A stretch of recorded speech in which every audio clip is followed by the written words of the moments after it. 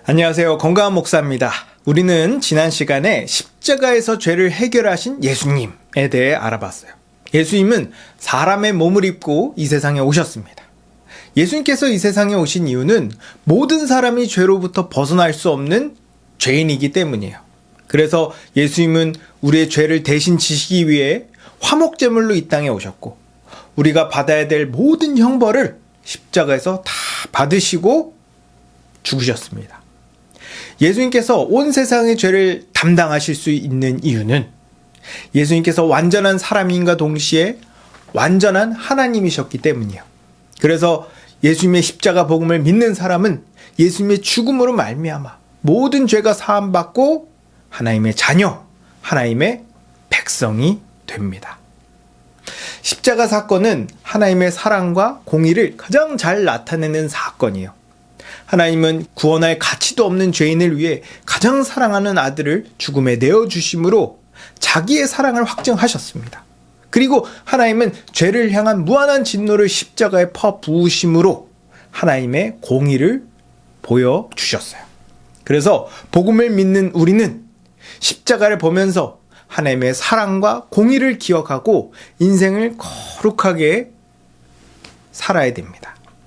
이번 시간에는 예수님의 부활에 대해 다루려고 해요. 많은 사람들이 예수님의 죽음은 인정하면서 예수님의 부활은 잘 인정하지 않으려고 합니다. 웃긴 건 심지어 기독교인 중에서도 예수님의 부활을 믿지 않는 사람이 많다는 거예요. 왜냐하면 부활이 현실적으로 불가능하다고 생각하기 때문입니다. 그러나 예수님의 부활이 역사적 사실이라고 믿는 건 굉장히 중요해요. 정말 예수님의 부활은 사실일까요? 예수님의 부활이 실제로 역사 가운데 일어난 사실이라면 과연 그 부활이 의미하고 있는 바는 뭘까요? 그리고 부활하신 예수님은 지금 어디서 무엇을 하고 계실까요? 이에 대해 강의하도록 하겠습니다. 예수님은 십자가에서 죽으신 지 3일 만에 죽은 자 가운데서 다시 살아나셨어요. 근데 방금 얘기한 것처럼 많은 사람들이 예수님의 몸의 부활을 역사적 사실이 아니라고 생각합니다. 왜냐하면 그 사람들은 현실적으로 부활이 불가능하다고 생각하기 때문이에요. 그리고 오히려 우리에게 반문합니다. 아니, 어떻게 좀비도 아니고 죽은 사람이 다시 살아납니까? 그게 현실적으로 가능해요? 예, 맞아요. 상식적으로 생각하면 죽은 사람이 다시 살아나는 건 불가능합니다. 특히 오늘날처럼 눈으로 보거나 과학적으로 증명된 것만 사실이라고 믿는 현대에서는 더더욱 예수님의 부활을 인정하는 건 쉽지 않아요. 그래서 실제로 기독교인 중에서도 부활의 역사성을 믿지 않는 사람이 많습니다. 물론 성경에서 예수가 부활했다고 하니까 막 노골적으로 예수님의 부활을 부정하거나 부인하진 않을 거예요. 하지만 부활을 마치 단군 신화나 그리스 로마 신화처럼 어느 정도 사실을 기반으로 한 허구로 보거나 혹은 어떤 의미나 교훈을 주기 위한 기법이라고 생각해요. 그래서 이렇게 말을 합니다. 예수님이 실제로 부활했는지는 중요하지 않다. 중요한 건 사실이 아니라 예수님의 부활이 전하려고 하는 메시지다. 예수님의 가르침과 정신이 우리 안에 살아있다면 예수님은 부활한 거다. 이게 무슨 미친 헛소리죠? 이 말은 예수님이 실제로 부활하지 않아도 상관없다는 소리잖아요. 이렇게 무책임한 말이 어디 있습니까? 이런 말은 얼핏 듣기에는 매우 세련되고 합리적인 것처럼 들리지만 하나님을 무능력한 분으로, 예수님을 천하의 사기꾼으로, 복음을 가스라이팅으로 만들어버리는 거짓말이에요. 성경은 실제로 예수님이 부활하셨다고 아주 강하게 강조합니다. 바울은 만약 예수님의 부활이 사실이 아니라면 기독교는 존재할 필요도 없고 복음을 믿는 모든 기독교인은 세상에서 가장 어리석고 불쌍한 자라고 말해요. 고린도전서 15장 17에서 18절을 보면 그리스도께서 다시 살아나신 일이 없으면 너희의 믿음도 헛되고 너희가 여전히 죄 가운데 있을 것이요 또한 그리스도 안에서 잠자는 자도 망하였으리니 라고 말합니다. 이렇게 성경에서 예수님의 부활이 역사적 사실이라고 노골적으로 강조하는데 어떻게 부활이 있어도 그만, 없어도 그만인 것처럼 쉽게 생각을 합니까? 말도 안 돼요. 사람들이 인정하든 인정하지 않든 예수님의 부활은 2000년 전에 있었던 100% 역사적 사실입니다. 아니, 어떻게 죽은 사람이 다시 살아납니까? 당연히 하나님이 살리셨으니까 살아난 거죠. 베드로는 이렇게 말합니다. 하나님께서 그를 사망의 고통에서 풀어 살리셨으니 이는 그가 사망에 매여 있을 수 없었음이라. 만약 우리가 부활을 역사적 사실로 받아들이지 못한다면 복음을 믿는다고 말할 수 없어요. 부활을 신화나 교훈적인 이야기 수준으로 생각하는 건 결국 하나님의 존재와 천지창조 그리고 성경에 기록된 모든 기적들도 믿지 않는 겁니다. 만약 정말 하나님께서 세상을 창조하셨다고 믿는다면 예수님의 부활을 포함한 성경의 모든 기적을 역사적 사실로 믿어야 돼요. 이렇게 부활의 역사성이 중요하기 때문에 성경을 비롯한 많은 믿음의 선조들은 예수님의 부활을 강력하게 변증했어요. 그중 3가지만 이야기하도록 하겠습니다. 첫째, 실제로 예수님의 부활을 목격한 증인들이 많이 있었어요. 바울은 부활하신 예수님께서 얼마나 많은 사람 앞에서 나타나셨는지를 이야기합니다. 고린도전서 15장 4에서 6절을 보면 장사 지낸 바 되셨다가 성경대로 사흘 만에 다시 살아나사 게바에게 보이시고 후에 12제자에게와 그 후에 500여 형제에게 일시에 보이셨나니 그 중에 지금까지 대다수는 살아있고 어떤 사람은 잠들었으며 라고 말해요. 이렇게 예수님은 사람들이 진실을 감추거나 왜곡할 수 없도록 수많은 사람들에게 자신의 부활을 확실하게 보여주셨어요. 특별히 주목할 건 부활을 처음 목격한 증인이 여자였다는 겁니다. 이 당시 여자는 증인으로서 자격이 없었어요. 근데 성경은 증인 자격이 없는 여자를 첫 목격자라고 말합니다. 만약 복음서 기자가 예수님의 부활이 사실이 아닌데 사실로 위장하려고 했다면 첫 번째 목격자를 여자가 아닌 남자로 그리고 매우 높은 위치에 있는 사람을 적었을 겁니다. 근데 그러지 않고 여자로 기록한 건 성경이 진실을 왜곡하지 않고 사실을 그대로 기록했다는 증거가 돼요.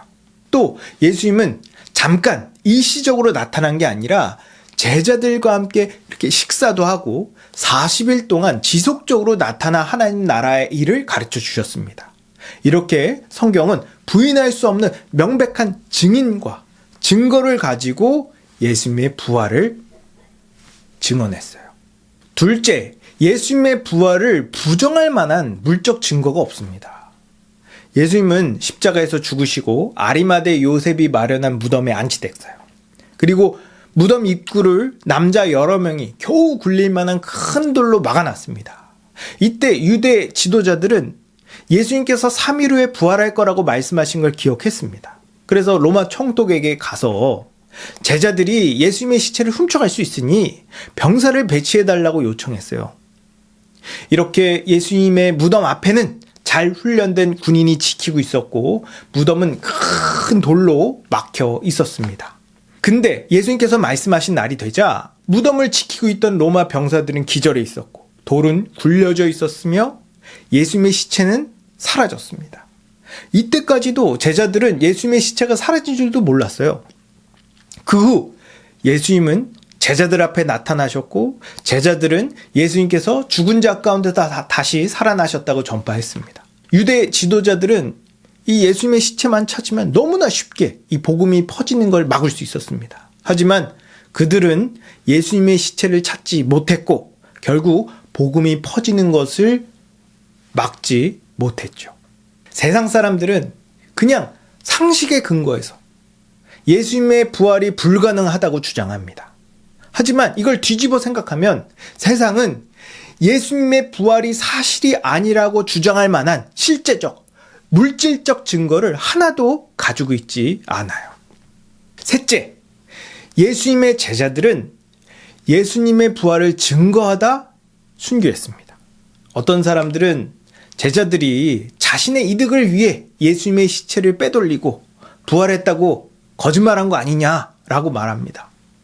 만약 제자들이 예수님의 시체를 빼돌리고 거짓말했다면 그 동기는 분명히 그들의 욕심일 거예요. 근데 제자들은 예수님의 시체를 빼돌릴 만큼 대담하지도 않았고 실제로 어떠한 경제적 이득을 취하지도 않았습니다. 예수님께서 잡히시던 날 제자들은 예수님이 잡히는 모습을 보고 전부 무서워서 도망을 쳤습니다. 그리고 제자들은 예수님의 죽음을 보고 낙심해서 그냥 고향으로 돌아가 어부가 되려고 했어요.